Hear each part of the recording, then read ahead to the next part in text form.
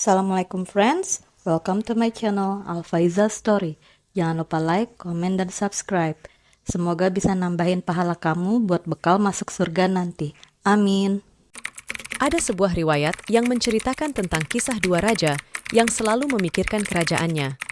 Namun, keduanya akhirnya memutuskan untuk fokus beribadah kepada Allah Subhanahu wa Ta'ala setelah menyadari bahwa hartanya itu tidak akan dibawa mati. Diceritakan, dulu ada seorang raja yang disibukkan oleh kekuasaannya dari menyembah Rabb-nya. Ketika ia sedang memikirkan kerajaannya, ia segera menyadari bahwa kerajaan itu akan terputus darinya begitu dia meninggal dunia.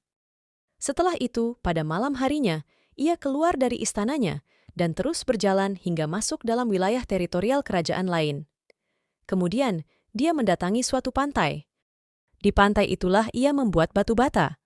Hasil kerjanya itu, ia gunakan untuk makan, dan sisanya ia sedekahkan. Hal ini terus dilakukannya, hingga berita tentang keberadaannya terdengar sampai telinga raja di wilayah tersebut.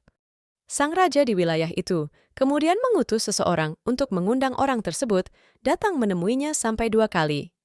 Namun, permintaan tersebut ditolak.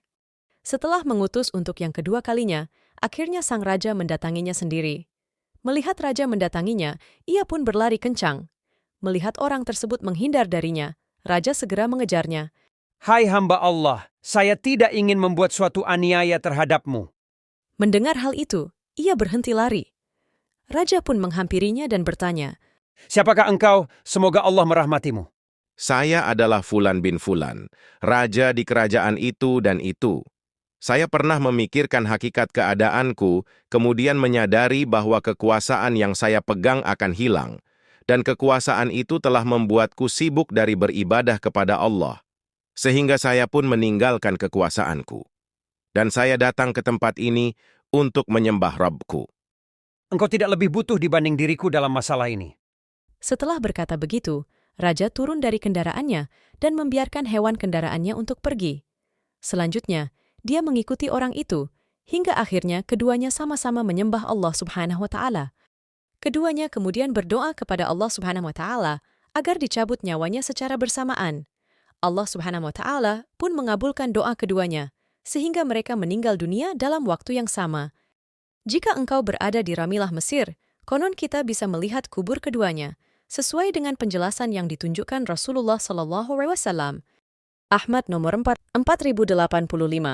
Al-Thabrani dalam Al-Mu'jam Al-Kabir.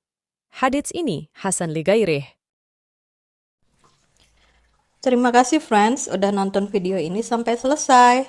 Sekali lagi jangan lupa like, komen, dan subscribe ya. Aku doakan insya Allah nanti semuanya masuk surga. Amin. Wassalamualaikum warahmatullahi wabarakatuh.